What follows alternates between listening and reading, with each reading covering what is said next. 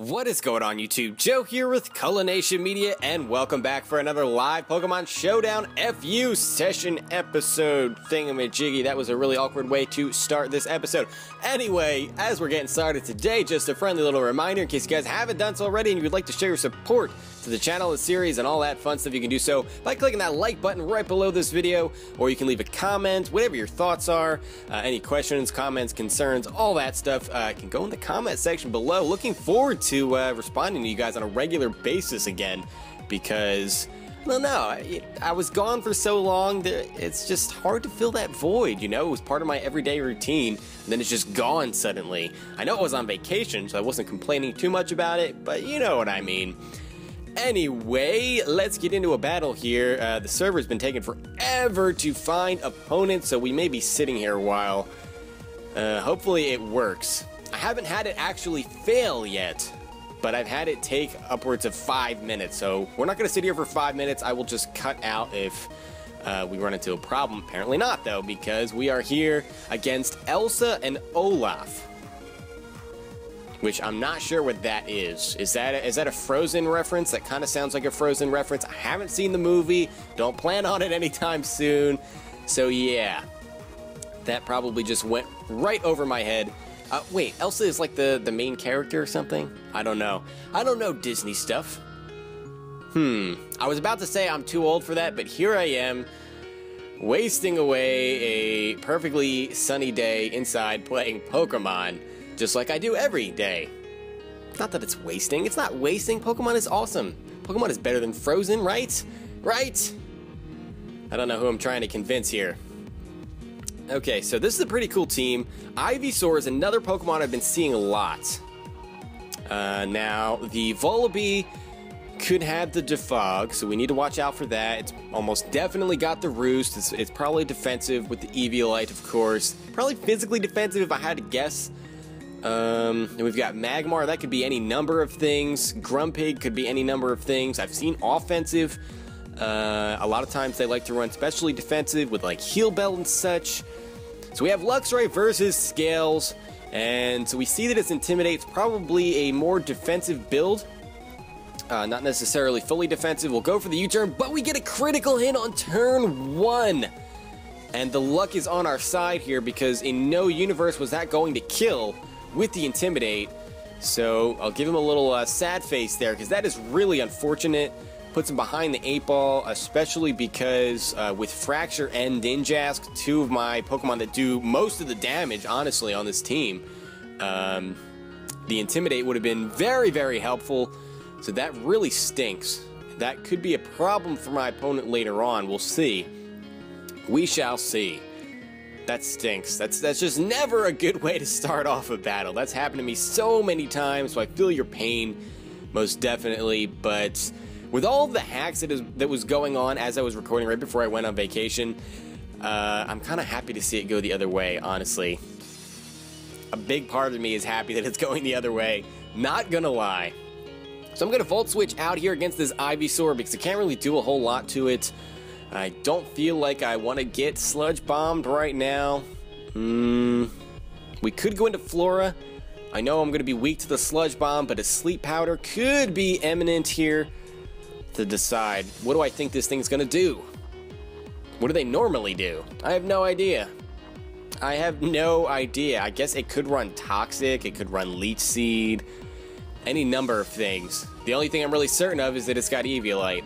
I'll go into Ninjask. There's the Sludge Bomb, does 84%. That's not what I wanted. Probably a bad switch. But we can now U-turn. I don't think you're gonna leave this thing in to potentially die to an Aerial Ace. If I had to guess, maybe the Vullaby would come out here. Because Magmar could switch in, obviously, but you don't want to switch it in and have it take all kinds of unnecessary damage. Vullaby can take the hit and then, of course, heal it off with Roost later on. So yeah, that only did 24%. And it's not even like it's a resistant hit. That is neutral. Stab U-turn off a Choice Band. Ugh. That is just not okay. This thing is going to be a pain in the butt. It's probably going to be the last Pokemon standing, if I had to guess. I guess we'll see. We will see. Even if we even make it that far, it's possible that we lose before we get to that point. But it's looking like the more I look at this team, the more I'm thinking I'm going to be doing a little bit of volt turning here. Because that's really the only way I'm going to get momentum, and my team is kind of set up to handle that. Emmy and Ninjask kind of, you know, go together. They kind of form a little bit of synergy. That's what I was going for. I couldn't think of the word.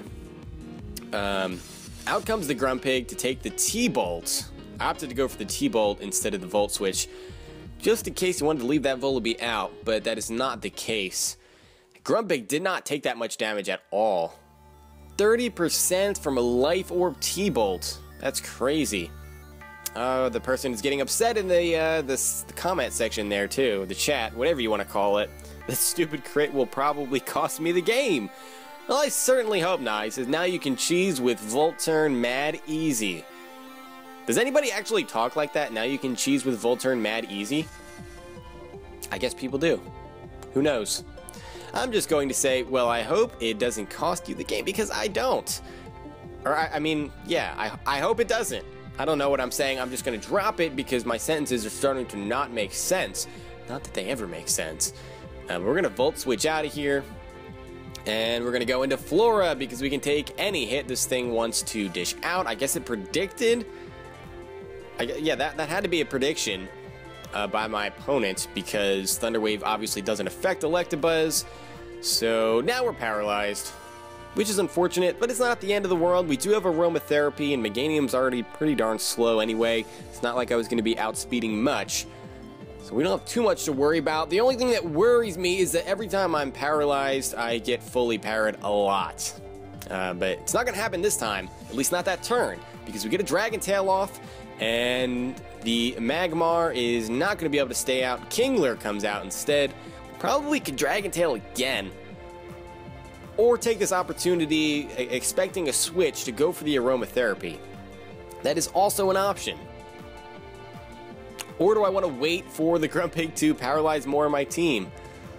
I kind of want to predict a switch into either Magmar or Volibee and go into Dwebble.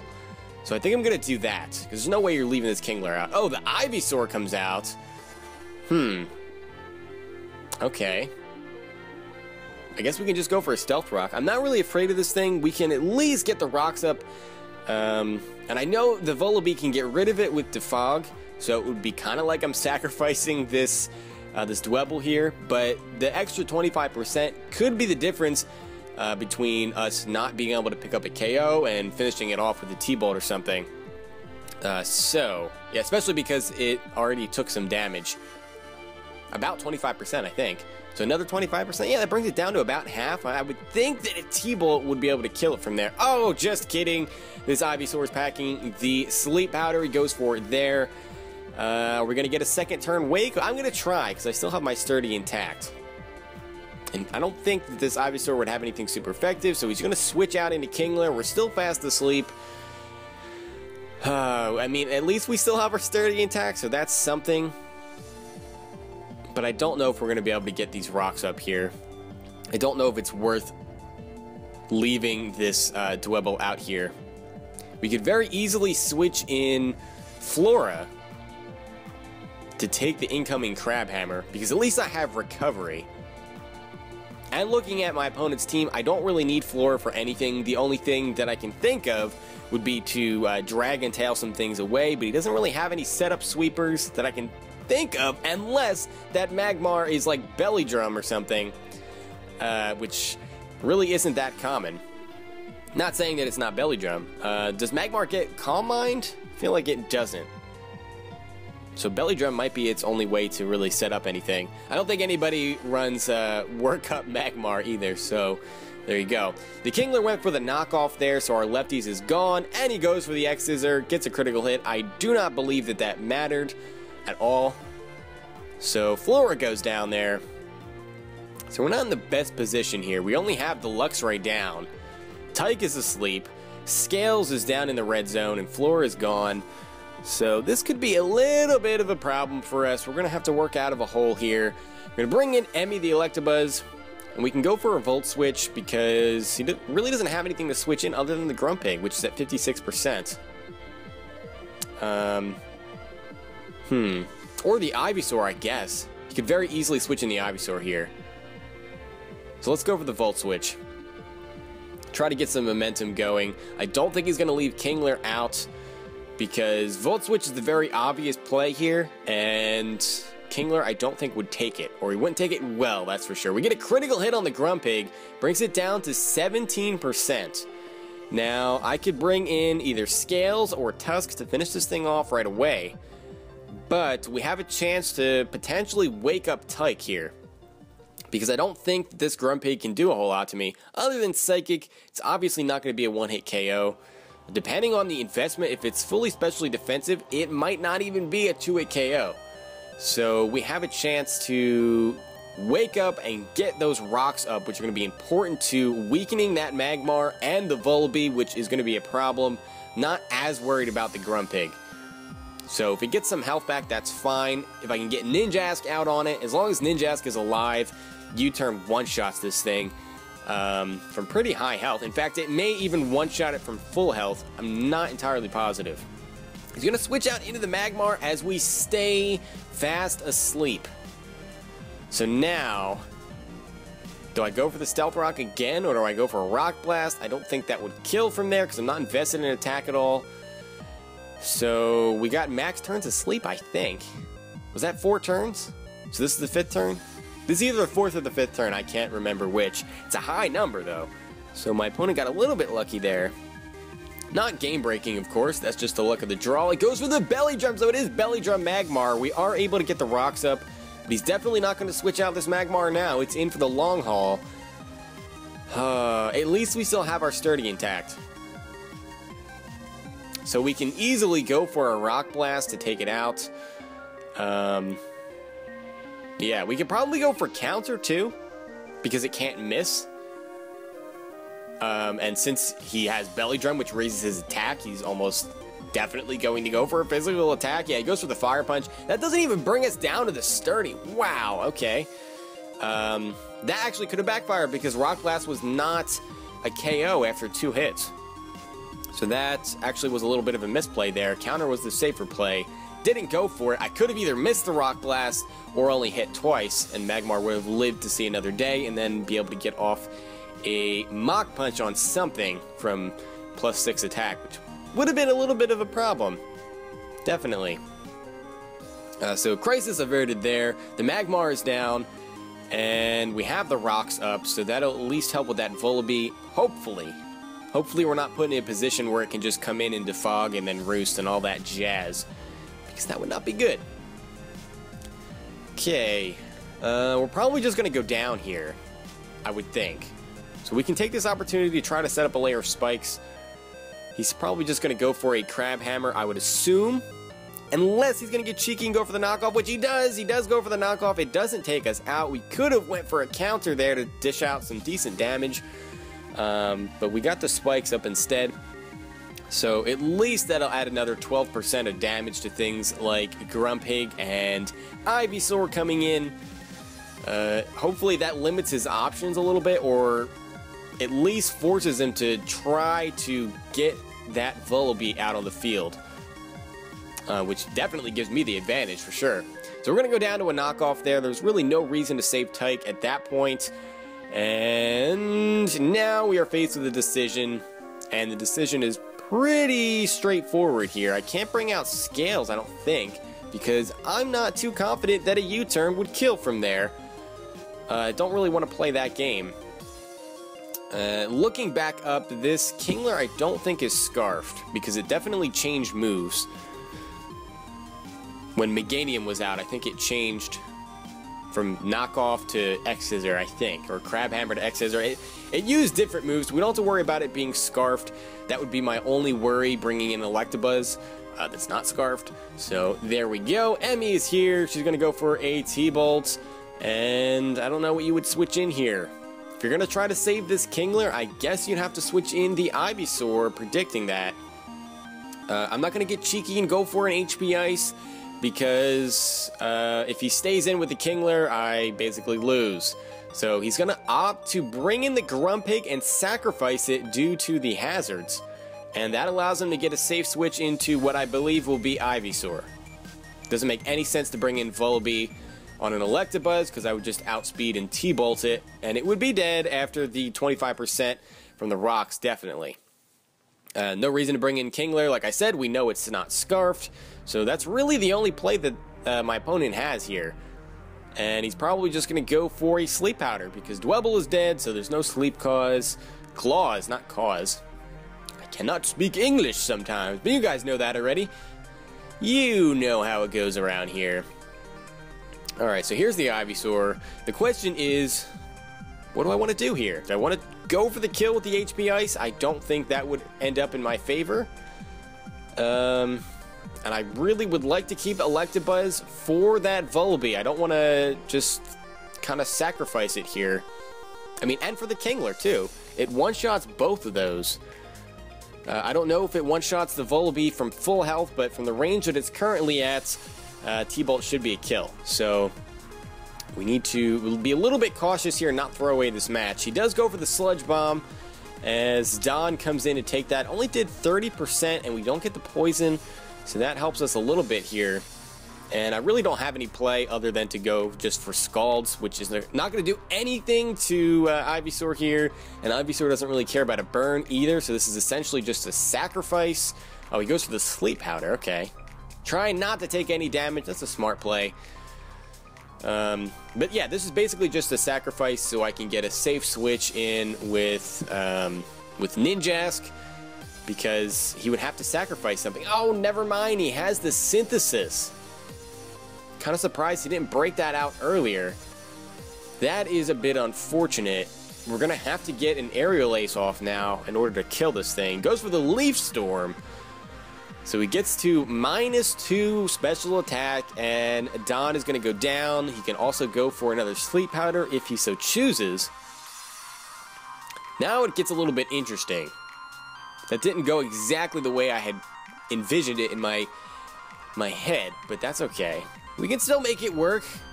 Can always make it work. There's always a way. Okay, maybe not. But we're going to give it a go anyway. Alright, so this thing is at full health. There's really no reason to bring in Emmy, so she's out of the question here. The question is, do we just bring in Ninjask right away, or do we bring in Tusk and try to set up some things? Assuming that he would try to switch. I think he would just try to put me to sleep, honestly, so I think our best play here is to just go into Scales, and that is what I'm going to do. We can go for an Aerial Ace. It should be a 2-hit KO on everything, if not a 1-hit KO on this Ivysaur. So he's going to have to sacrifice something, I think. But I'm not entirely sure that it will KO this Ivysaur through the Eviolite either, so that could be a bit of a problem. But that's what we're going with. See what he wants to do here. He is going to switch. He's going to go into the Kingler. That should be a KO from there. And, oh, it's not. Kingler survives that even after the hazards.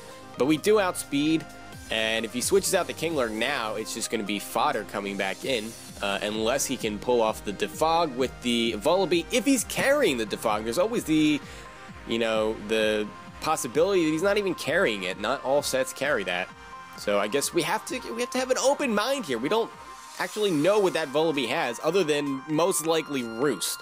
Probably Foul Play too, I would guess.